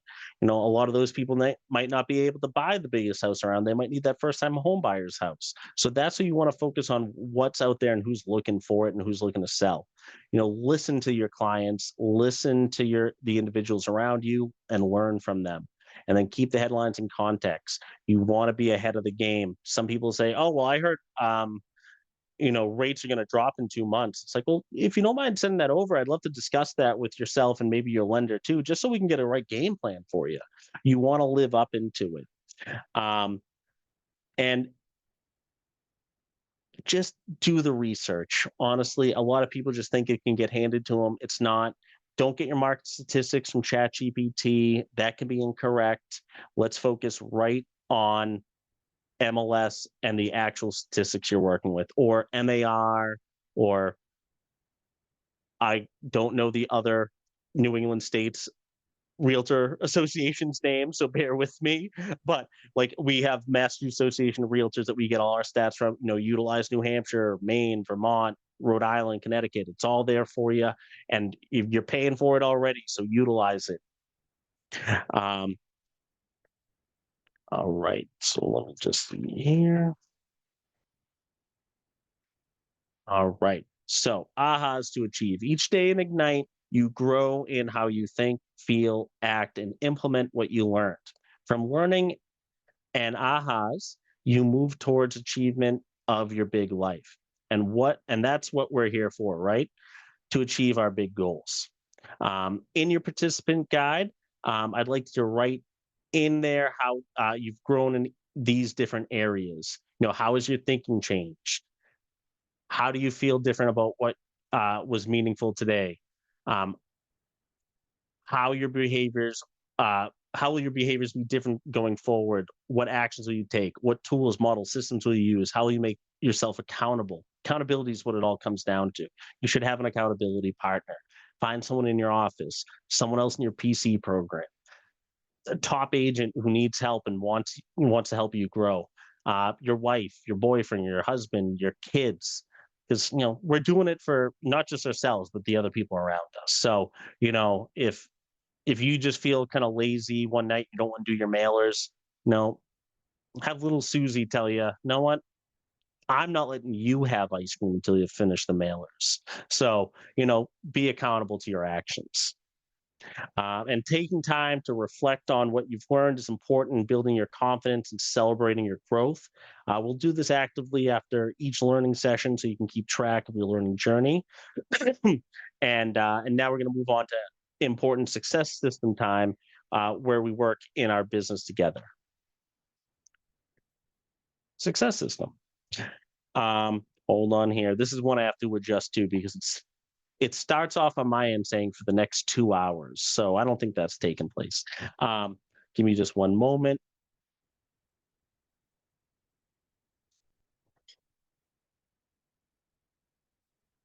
All right. So these are going to be some actions that are going to be good for you to. Oh, that's good there. Some actions that are good every day to grow yourself. So these are ones you have a little homework to keep on. I recommend getting yourself an accountability partner. 20 minutes role play conversations with a partner. Top agents practice every single day for a reason. 10 minutes a day preparing a call list for the day, because without having any destination to go to, you don't know where you're heading to. And that's what holds up most people. I don't know who to call today. Well, maybe take some time the day before to schedule who you're going to call, utilize your task, quarterly call system on command, and be ready for the next day to start it off right. Because if you win the morning, you win the day. Try and get 45 minutes of role play in the real world. Is making contact and having conversations with as many people as possible and establishing and nurturing valued relationships so that when people are ready to buy or sell, they think of you first. Talk to everyone about it. Let them know. This is why we're having you do 10 conversations, 10 contacts added, 10 handwritten notes. And, these go a lot further than anyone really thinks of. If you can do this every single day, you're going to have a great business. And then 30 minutes a day, updating your database with information gathered from your conversations, following up on any promises made. Because if you tell someone you're going to do something, you better do it, or they'll find someone who will. And update this, do this immediately after you're, actively talking to the people. I mentioned this one earlier. You're calling your friends and family, old coworkers. You find out one of their daughters just graduated high school or is in a month, or perfect time right now, not just first day of school. How many people on here, and I want to see it in the comment, at least one person whose kid is going into kindergarten this year?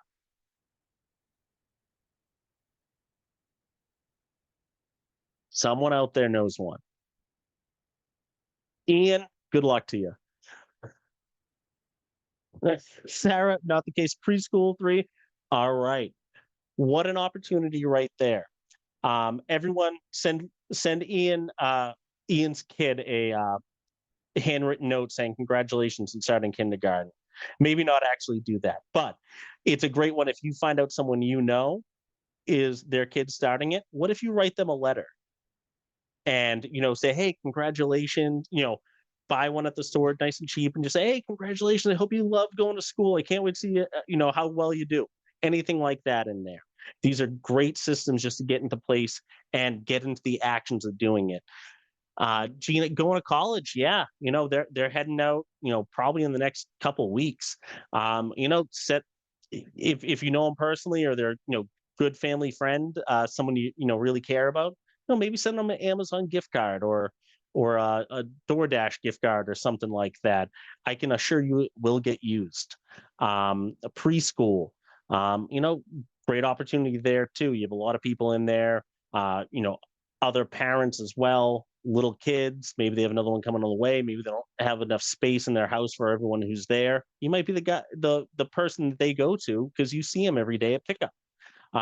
So don't ever sleep on those activities. And these activities are the daily habits of success. We practice them every day in Ignite, and you will continue with this rhythm for the rest of your career. Use the pages in your participant guide. Let's all work together on these activities and support one another. And this is going to be really the growth in your career. Let's move into our success system, timekeeping with timekeeping in mind, that the purpose is develop the mindset, skills, and tools you need to build relationships and secure an appointment with a potential buyer or seller. Your daily success system tracker includes the 10 conversations, 10 contacts added with the name, phone, address, and more. Those 3 are key, though. Maybe get a birthday so you can send a card. Handwritten notes, express gratitude. Maybe you did a highlight of a local store in your town. Go home, write them a note. Hey, thank you so much for giving me the opportunity to look at your store. I'm really excited that we have someone like you in the town. Utilize the 10-5-1 model for social engagement and other enrichment as well. You will be accomplishing many of these goals during your success system time. Keep doing these activities outside of the classroom when it's our time together, because in the end, this is your business and we all want you to grow successfully. Let's take a look here.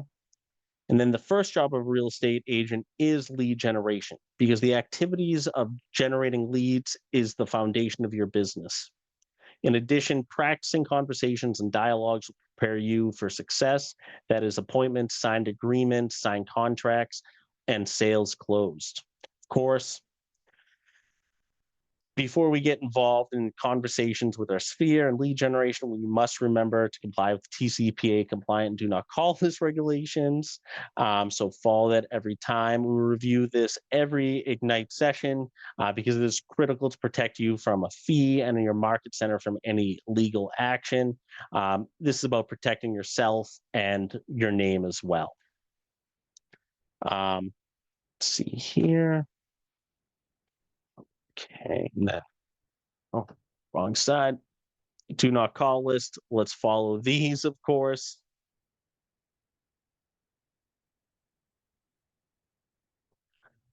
And then on to the next one. I engage every conversation in the spirit of contribution, and people are happy to be in relationship with me. Let's begin by getting our mindset primed for success. We do this with affirmation. I engage every conversation in the spirit of contribution, and people are happy for the relationship with me. It feels good to say. People like you. That's why they still see you. And you can be the one to help them get what they want. So if you're up to it, your homework right after this is to share this with someone you know and care about. It'll make you feel good.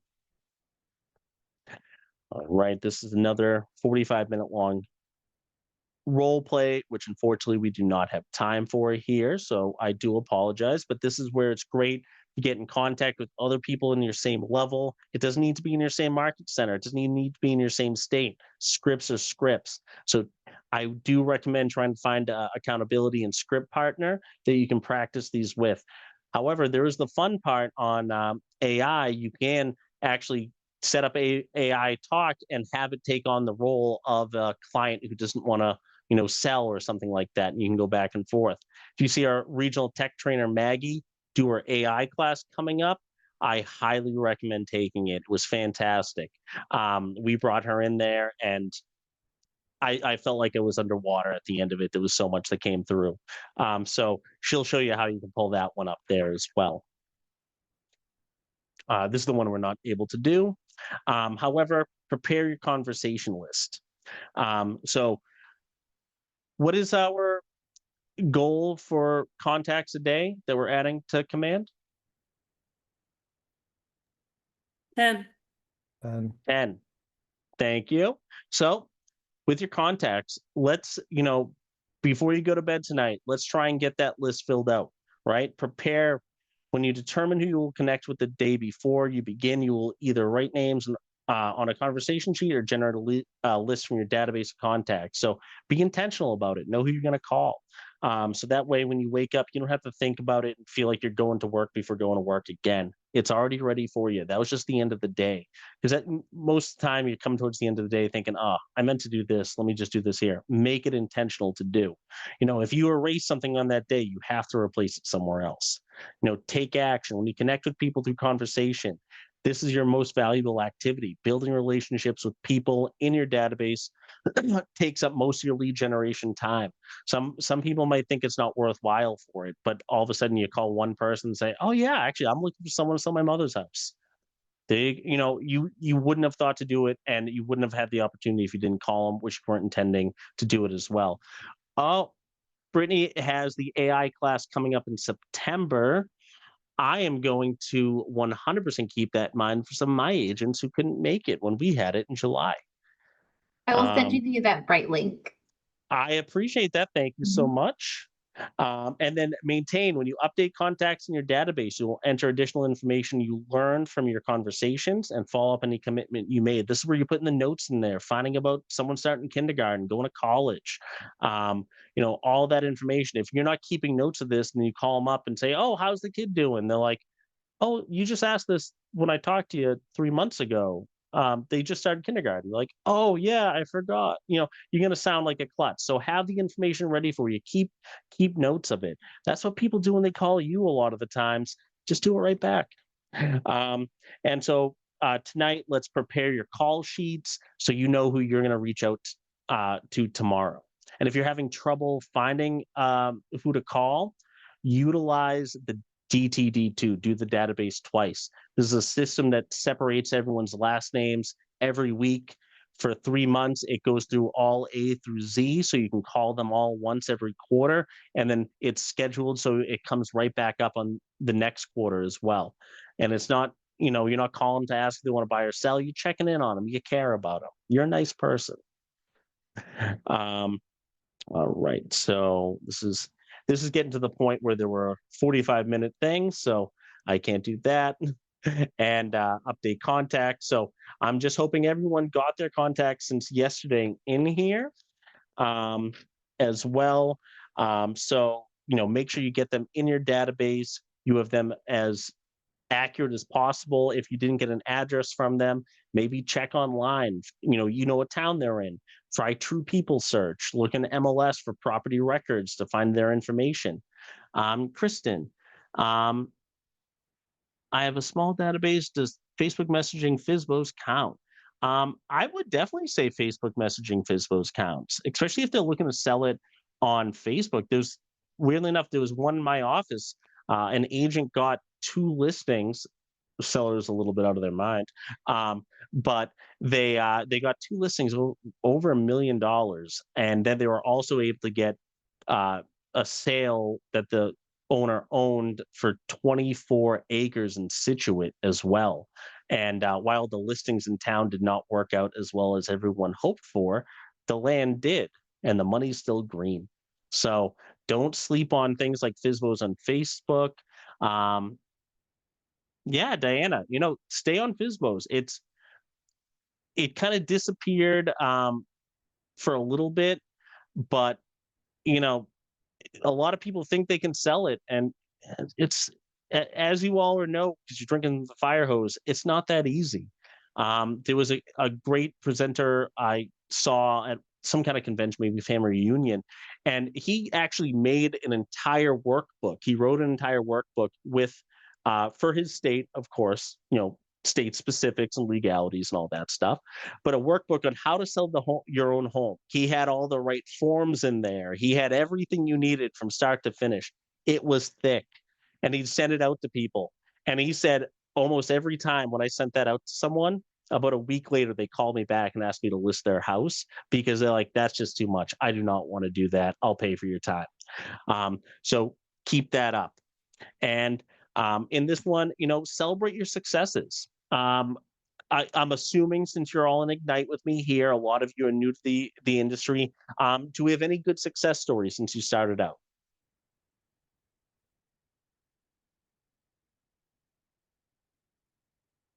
I know someone's getting some contacts from FSBOs on messaging. I received a referral from somebody in Tampa, Florida, where I used to live, for their friend is a recruiter, and they recruited somebody to work here in New Hampshire, and it's been great. We haven't found the home yet, but it's a nice first client, I'll tell you that. There you go. Referral business is amazing. You do a little work in the front, set them up, and you didn't have to go find that client. So it's always worth that referral back to them. It's great. It keeps money coming in, and it also makes, as long as you can set them up with it. I know you're the receiving end of this one, but think of how great you feel if you can set someone up over across the country with one of the best agents who takes care of everything. They're going to remember you for helping them out over here. So if they know anyone who needs help, they're going to refer you. That person moves across the country. Don't leave them out of your database. Keep them in it. Let them know what's going on, because you never know what else is going to come back. That's our whole lead generation system. Even if they're gone, doesn't mean they're gone unless they're fully gone, and then RIP. And Diana's reaching out more on social media, taking this class 100%. Look at other realtors in your market, other markets as well. They're all doing some crazy things out there, and it all can be scaled down on a very reasonable and budgetable level too. So don't think just because they're posting everywhere they're spending $1 million. Smart people can get a lot out of nothing. So really lean into that. Let me just see here. Okay, so let's go back to our success system. So our success system time together for today is over. And yet building your success system, yet building your successful real estate business isn't. If you didn't complete all of your conversations, added contacts, handwritten notes, or followed up on promises made, finish those on your own or with an accountability partner. And also be sure to do your 10-5-1 social media engagement. Finally, what will you choose as an enrichment? That's really going to add your own special cherry on top to your own actions. So I'm excited to see where you all come through with this as well. And then this one's here. All right. So next session tomorrow night, 6 to 8 p.m., same Zoom. Define your value. I hope you all have a great time with that. I know we're finishing up, but I want to grant you all the full time you have available here. Any questions, anything you want me or Brittany to, clarify for you that maybe we didn't touch in the first end?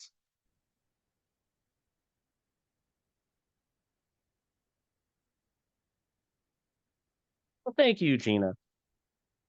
I hope I didn't bore you with my talking to myself half the time. All right. Well, you're all great. I'll put my contact info in here as well. If you guys have any questions as well, always happy to help. That's one of the best things with Keller Williams is we are a very, let me see here. My fat fingers are taking a second to type.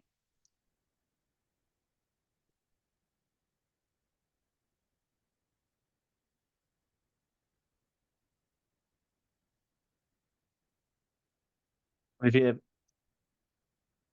Diana, family, of course. That's where everyone's comes from. Diana, my first one was a for sale by owner. Nice. Mm-hmm.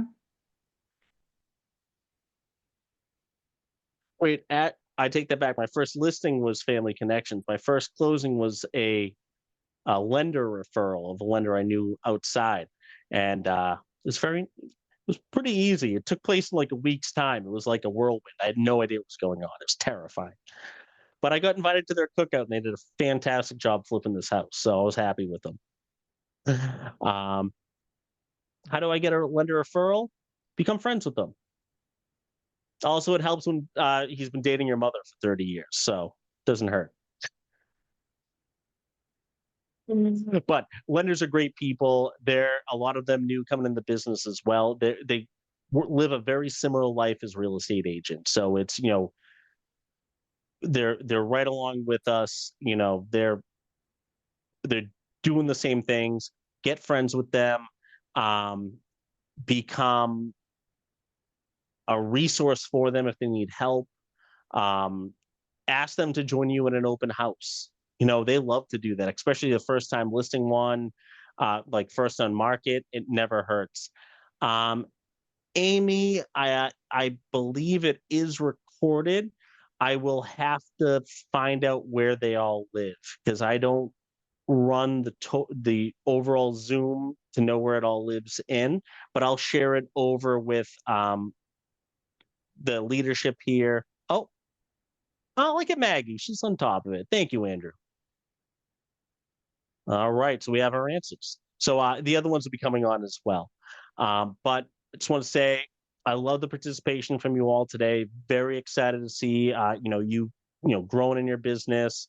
I'm sure we'll bump into each other down the line.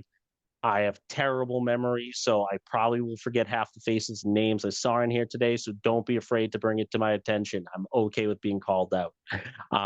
But with that, I just hope you all have a great night. Enjoy it. Get your call list ready so that way you can just hit the ground running tomorrow. It'll save you a lot of time from stressing out. Oh, I don't want to call them. What if they're doing this? Just do it and you won't regret it. But I'll have a great night. Thank you very much. Thank you, Brittany, too. You too, Lindsay. Have a great night, everyone. Bye. And also, everyone, keep in mind Brittany's Eventbrite that she put on here with the AI class. If you're local around us, I know I'm going to be sending that over to some of my agents too. I'm actually going to open it up now before I end this whole thing. So I have it in my emails. But then I will see you guys. I am teaching Tuesday night, so I'll make sure to share it again Tuesday night in that Ignite class. Perfect. And I'll also be with you all a little bit later this month, like the 25th or something like that. I don't know the exact date, but I'll be back again if you aren't sick of me so far. All right. Y'all have a great night. Bye. Thanks, guys.